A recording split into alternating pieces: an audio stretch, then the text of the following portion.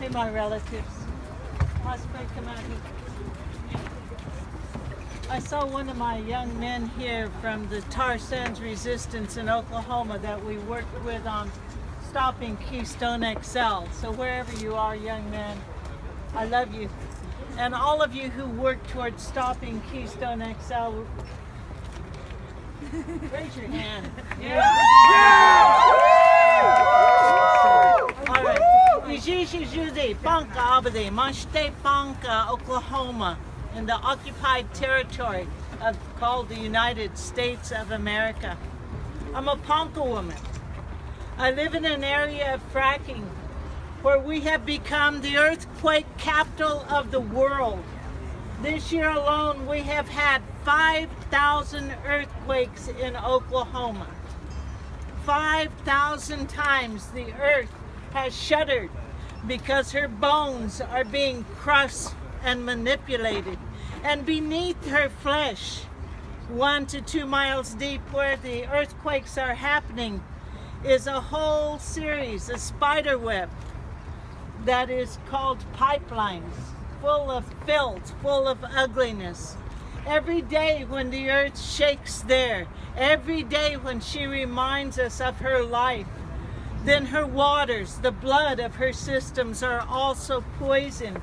Within my territory of the Ponca Nation in a small north central area, we've had 6 fish kills in the Salt Fork River because of fracking. And so my children, my grandchildren, my sons, my companion cannot go down and fish, cannot be in that water because of the pitiful state of the water there. Where my relatives live in California there, they are in a drought that's been going on for so many years that the earth is sinking and cracking because the frackers are sucking the water from deep beneath the earth into those very deep aquifers that are to sustain the generations to come. So we hold them responsible. We hold them responsible for making the decisions for the 7 generations to come. That's us. That is our philosophy. That is our way of understanding that for 7 generations behind us, those have prayed us into being. Those have cared for our mother, the earth. Those who have cherished the seeds that gave the life to the plant. Those who have cherished the forelegs and given them whatever they could so they could sustain life. Those who have cherished the very blood that we call water, that is life itself. So we need to realign ourselves to understand what is power. What is power? It's not human beings. Each one of us together can make a difference. All of us together can collectively change what is. But those are just human beings in there too. They're only here for a cycle of life, but they're not thinking 7 generations down the way. They're only thinking of what's going to be with that dollar bill and how that imaginary thing called money is going to go into their future. I don't know what their heaven is. I don't understand it because I live in a paradise. I live in a place where the grass grows and loves me. I live in a place where the moon mother rises at night and shows me such beauty. And I can feel the rhythm within her as she helps my heart to beat. I can see the Star Nation through this fog that they call pollution, but also I see these relatives here that are ready to reign, that are ready to give of themselves. I just felt a little drop, you know. I can feel the beauty in the sky, and yet there's a thing called carbon trading. It baffles me. It baffles me how they can imagine things called money, how they can imagine buying and selling the air, how they can imagine stabbing their ugliness into the earth and sucking from her. So we will pray today.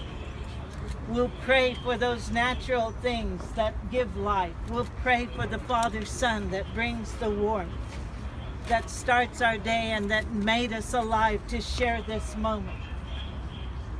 We'll pray with the Moon Mother that she continues to move us and to show our rhythms within one another. We'll pray for that sacred water, that water of life will continue to have clarity and strength and health, because she, the water, contains all of life. That's where we all began, within the womb of our own mother. We'll pray for the sacred fire that warms us and makes our body feel the heat. We'll pray, as my friend has taught me, for the oil that smooths the joints within the bones of our mother, the earth. Because the oil is not the guilty one. The oil is the victim as well, and so is the gas. We'll pray for this breath. When we first came upon this earth, the Creator sent us this moment to walk on the red road in our way. Breath came into us, and it was sacred.